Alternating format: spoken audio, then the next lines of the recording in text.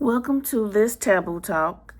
Today we're going to be talking about the workplace and how they mind gods.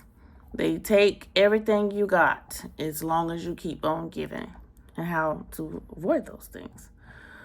So I'm going to just speak freely, give you an example of my life story, one of the examples in my life, and how this occurs.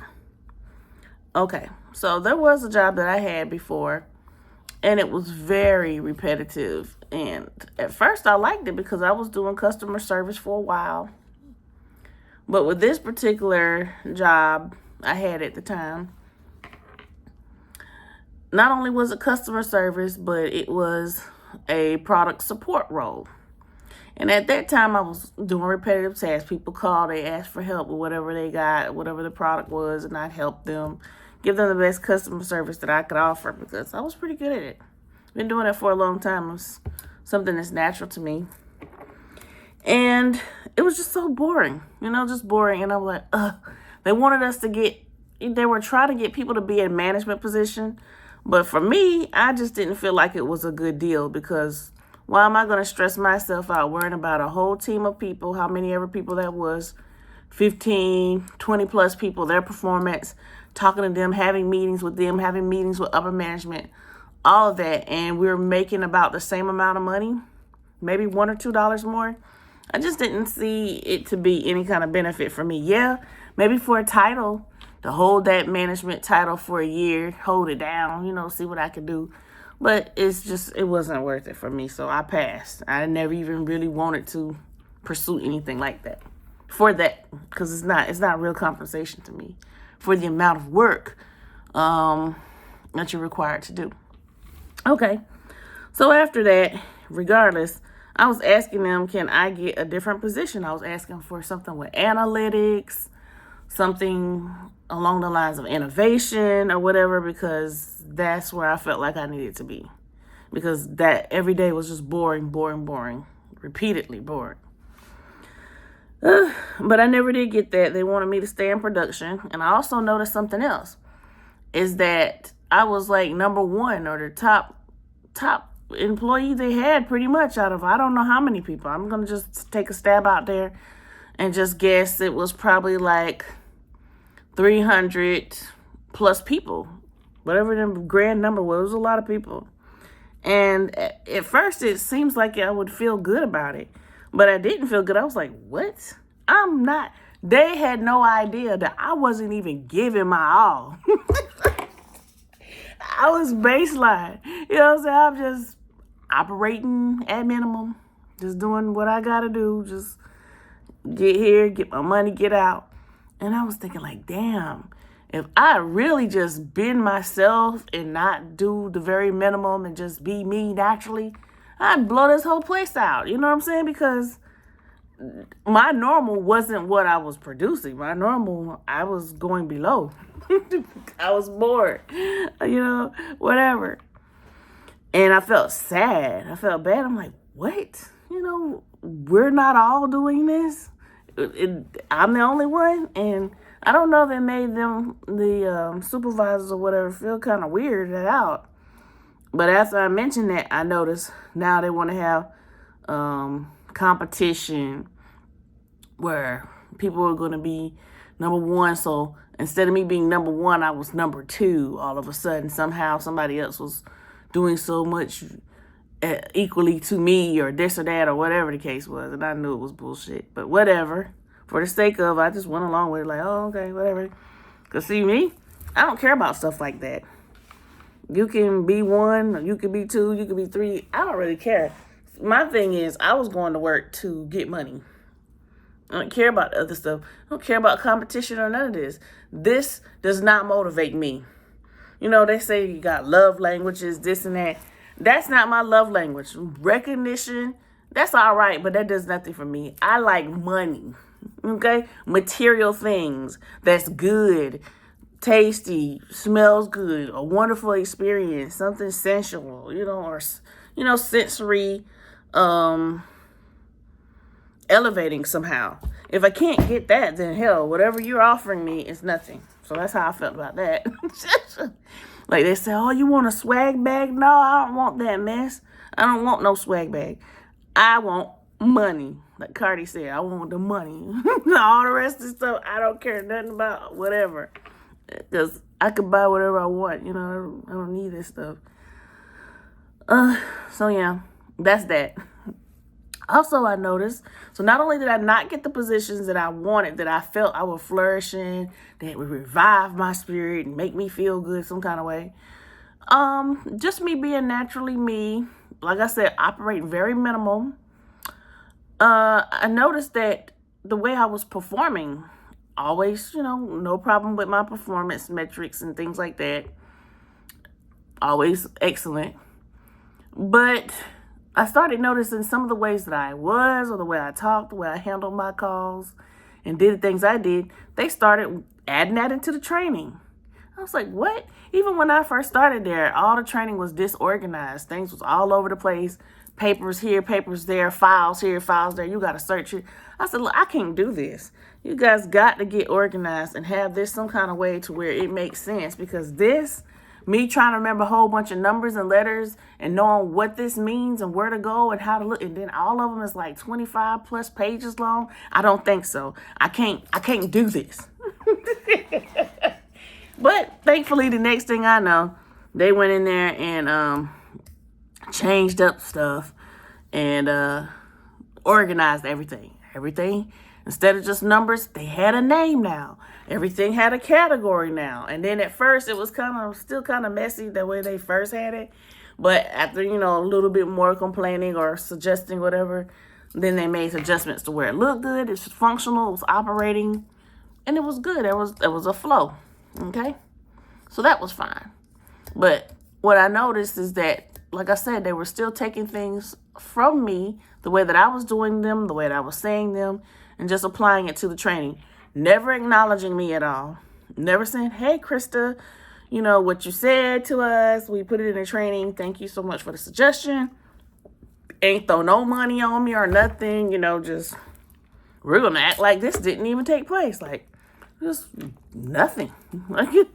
We just take from you, extract from you, and you get nothing, and we don't care, and it's fine. And you know what? I thought about it. I said, something's going on here. Yeah, it's not right for people to copy me.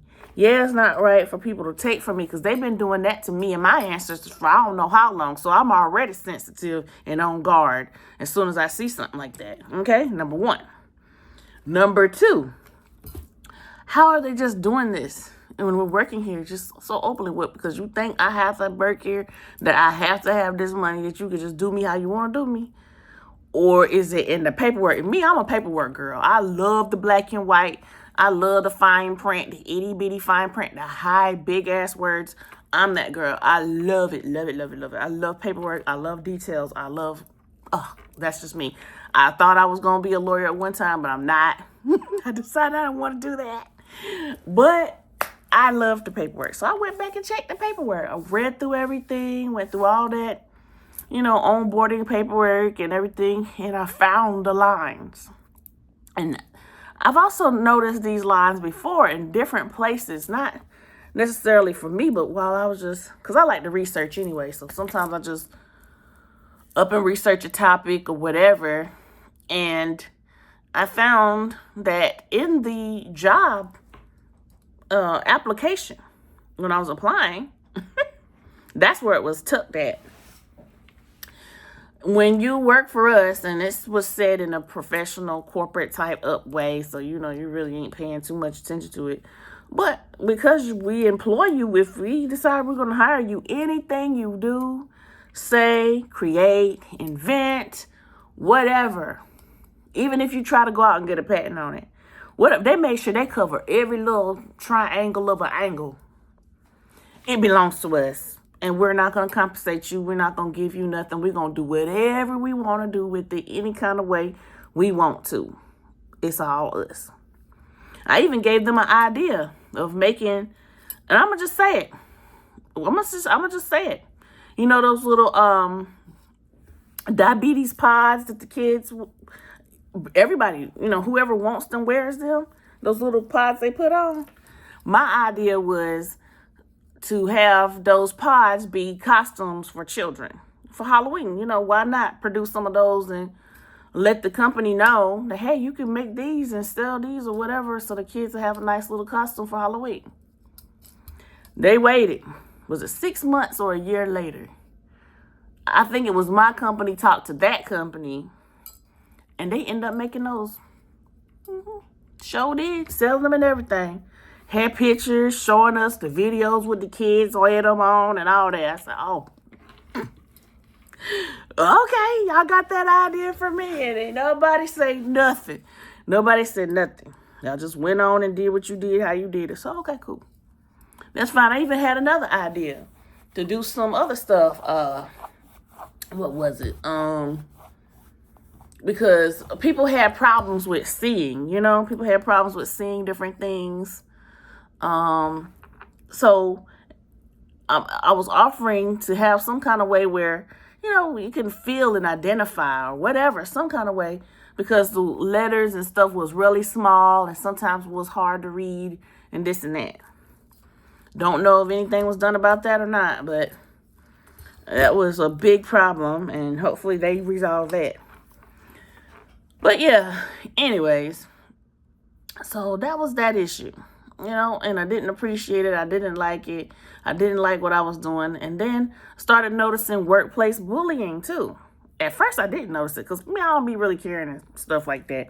Not about how people feel or think about me at work. Because at work, we're at work. I'm here to make money. That is it. This is not my social life. That was not my...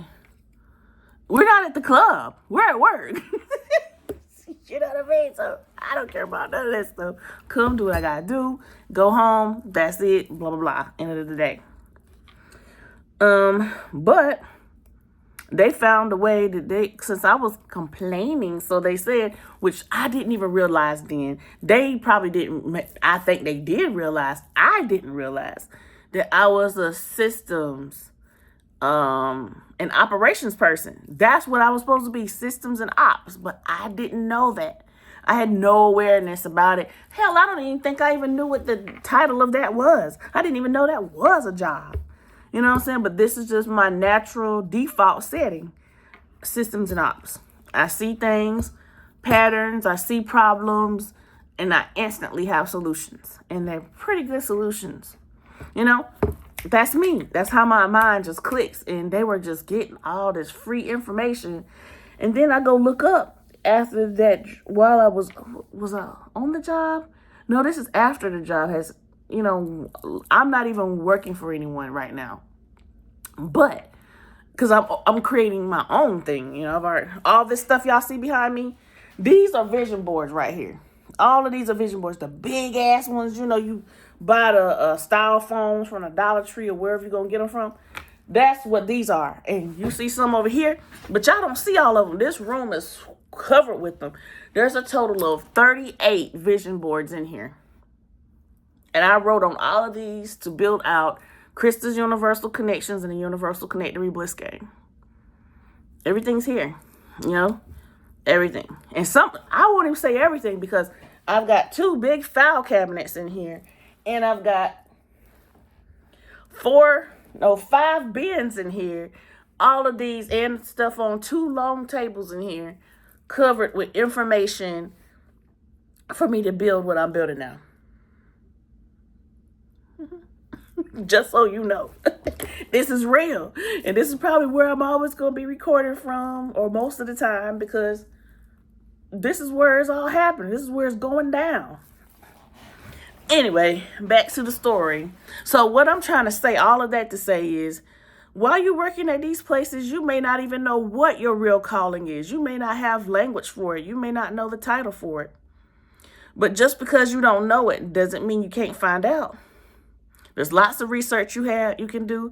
We got plenty of tools today. We've got Google, we've got ChatGPT, we got Copilot, we got Gemini, we got, hell, there's probably things we got I don't even know about.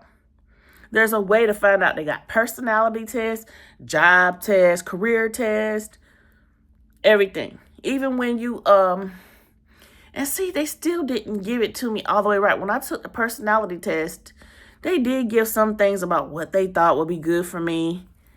like management. They said things you would know, like management, education, teaching. They never said visionary.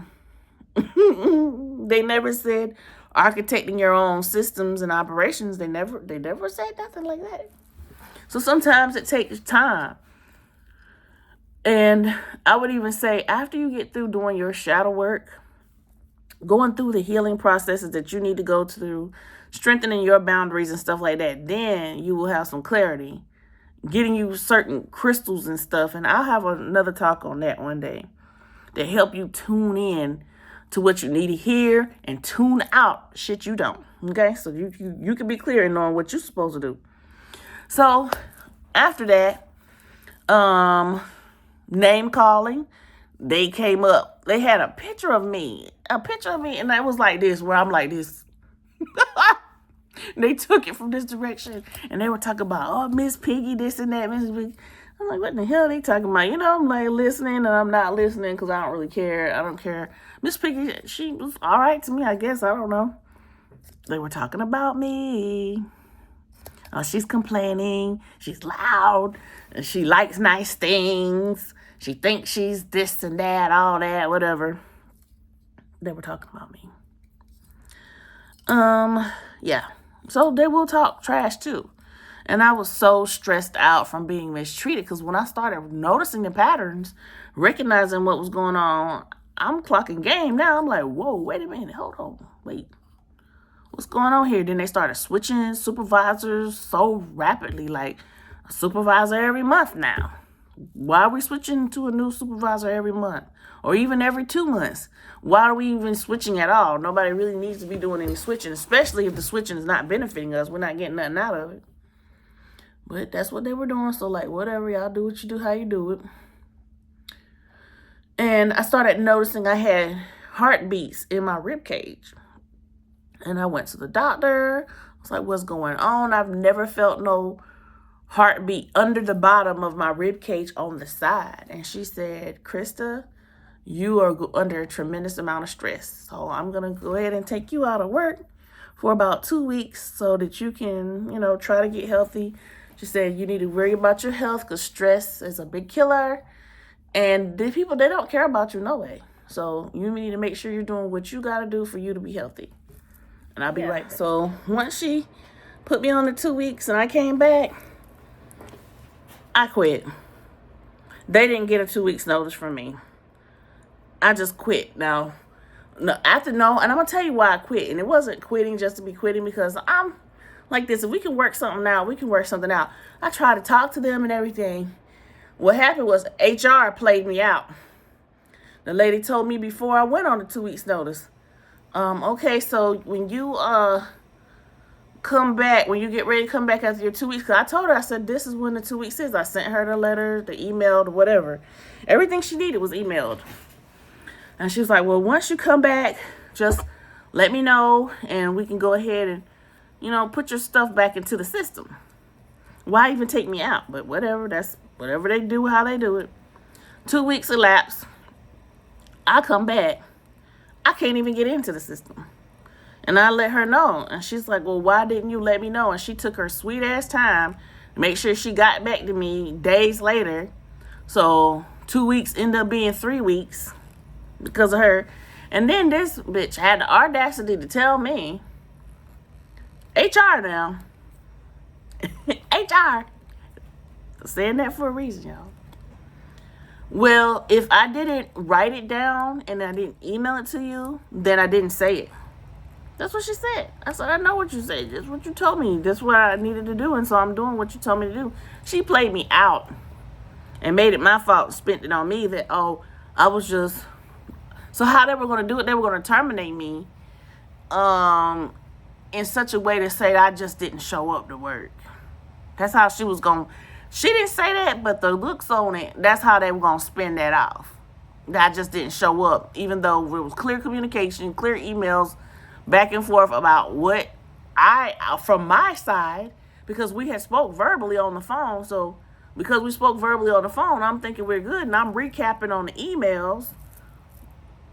She's still acting like that wasn't nothing because nothing came from her side, even though I sent her stuff. I said, okay, I see you. But what she don't know is before she leave this earth, she gonna have to deal with that. And that's gonna circle right back around to her ass about how she did me and anybody else that she did in that position. So HR on that for her. Check mark. That's a guarantee. She gonna have to deal with that. So she better get all the money and everything she can. She better suit herself up, because what she gonna have to deal with is some big consequences when it comes to me in particular and everybody else. Just put everybody else after that.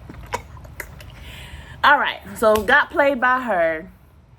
Then I thought, okay, so let me speak to all the head people then, her and whoever else, to state my claim and bring my evidence and say what I got to say and try to get that money for the 2 weeks since I'm an employee that y'all pay me for being out like that. But they felt like, well, because it's production work, you know, you weren't working then, and even though the time went further than what we had said, which 3 weeks, and then by the time we had the meeting now, I'm 4 weeks, so that's 1 month no pay at all.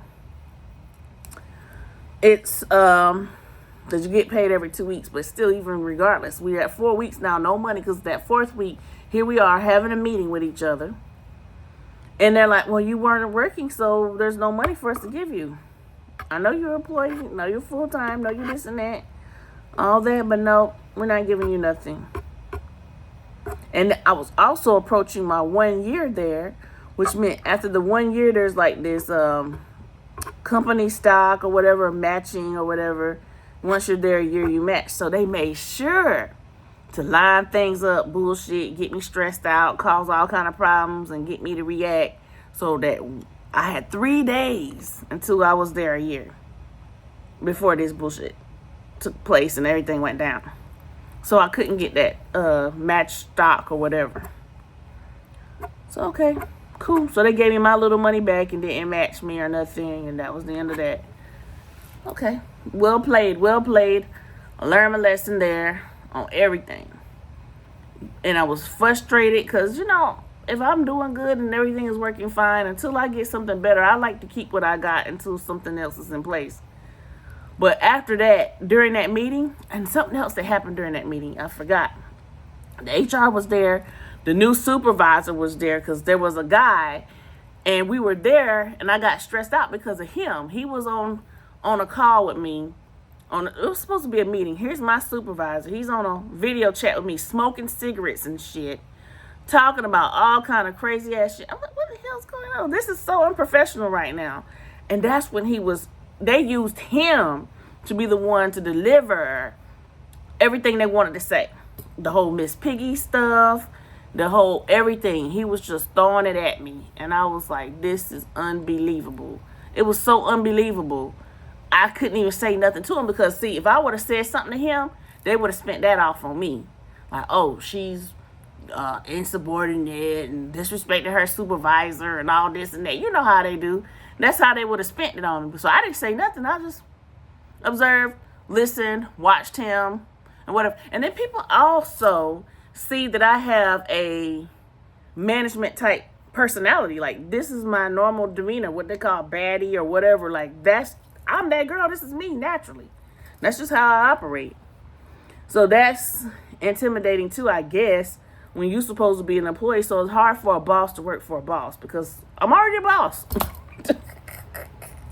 And I told them that when they hired me, like, look, I'm an entrepreneur. So when I'm coming in, I'm going to try my best to work with management this way and not this way, because there's no way I can work this way when my degrees and stuff and my experiences right here, or maybe even here. You know what I'm saying? So if you want me to be here, I can only do it right here. And so it was cool. When I came in, I thought. But in practice, the reality of it wasn't so easy for them. Okay, so that's the guy. He stressed me out, whatever. Then we went to the HR meeting. Yep. Brought the new supervisor in, who was a black woman, because this was a white guy. From Canada, by the way. Anyway. And the black girl, they made it seem like, oh, Well, since she might pull a race thing, so we're going to put this black girl here in this place to be her supervisor now. And see how that goes. So the black woman, girl, whatever, she was kind to me in my face on the phone, on the video chat. She was all right with me. And once she got around those HR and all those other people, and I came a little bit early to the chat. It was like a Zoom or whatever, and I had my mic muted, everything off. They knew I was there, but still had no problems talking and saying different things. Like, they were kind of like talking about how they were going to do stuff, you know? And then towards the end, everybody was supposed to leave and get off after all those things were said that I had mentioned. And then the HR lady, she's going to say to the supervisor, you did a really good job. That's what I'm talking about. You did a really good job.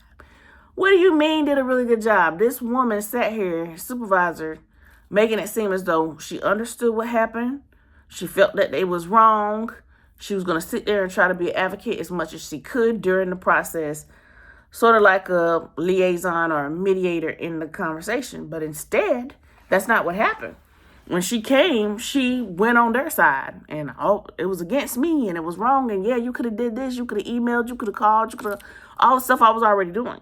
They acting like there was something more I needed to do. They didn't tell me there was something more I needed to do.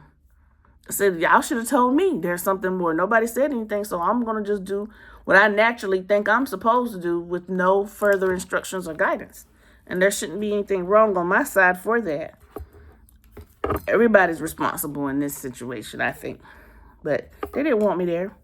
So what did I do? As soon as I heard, you did such a good job. That's so wonderful. I said, you know what? After I got off the call, I thought about it for about 5 minutes. I thought about my rib cage. I thought about how these biatches just sat here and just played my face. How that man, they used him to say those things and, you know, talk shit to me basically in my face. I said, okay. All right, I got you. Checkmate. I quit. I sent that email so fast. I was like, I quit. I'm out of here. I don't have to do none of this. I didn't have no job lined up, y'all, after that. I had no job. I didn't know what I was going to do. But I know one thing, I didn't let it stress me out too bad. It was stressing me out because I didn't like the way it went. I'm living in divine alignment. It's 11:11, y'all. Every time those numbers come up, I always say that. When I look at the clock and it's right on those numbers, and that has been happening to me for the last 4 months, like clockwork. But anyway, that's another story, side story. Yeah, I quit. And I went and visited a life coach, had a couple sessions with her, and we kind of bumped heads a little bit, and that's a whole nother topic.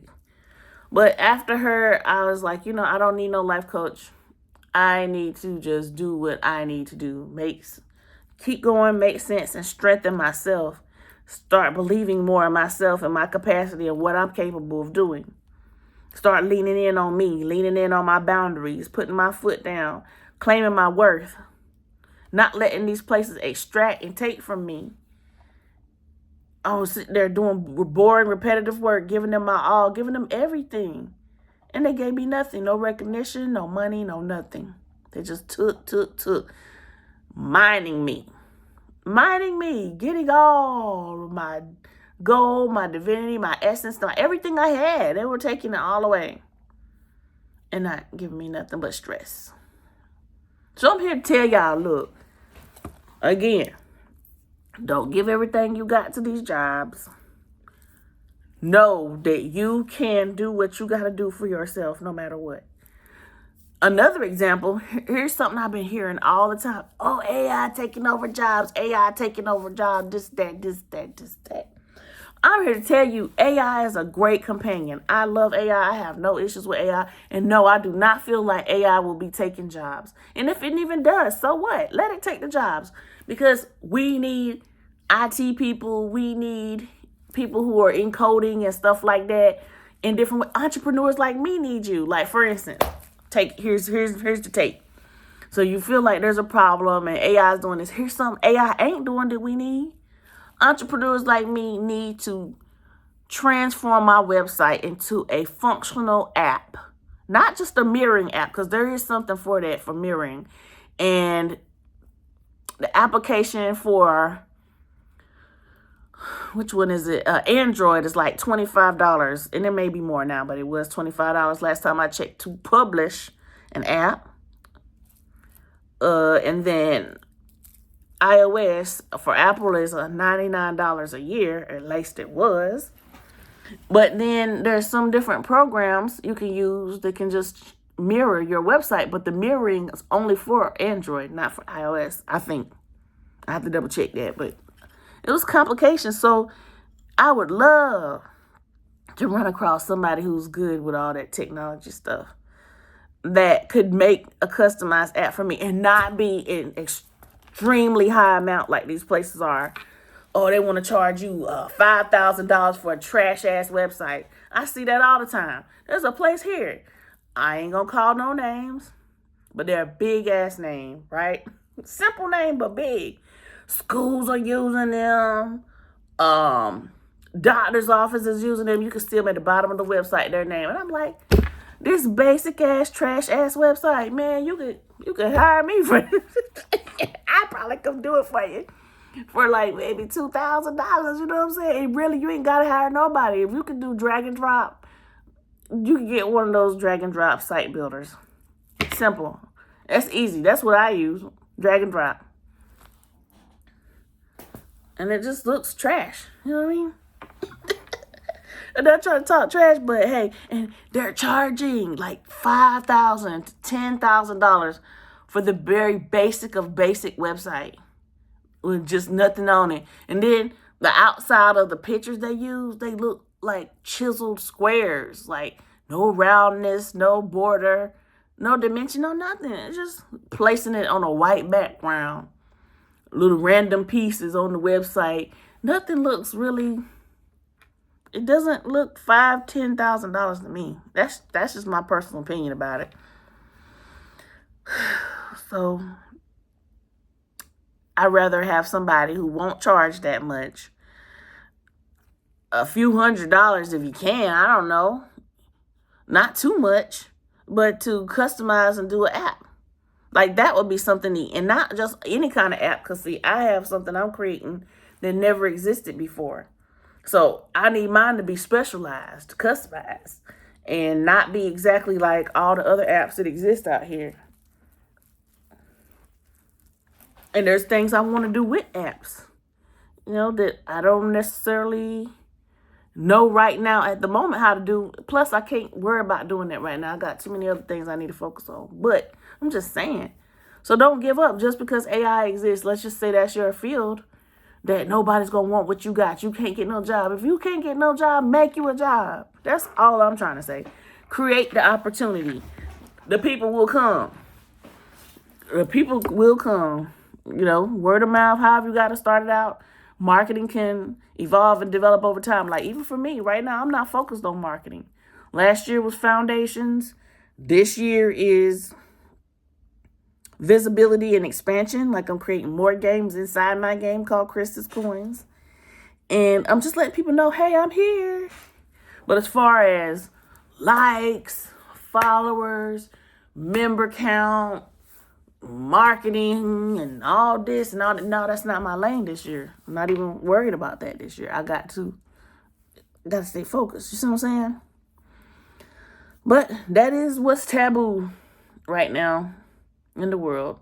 And people are getting stressed out because the people who are in leadership positions are not necessarily qualified to be in there. And if they are qualified, that doesn't mean that they come with good morals or good ethics. And that can weigh in and impact how you are emotionally.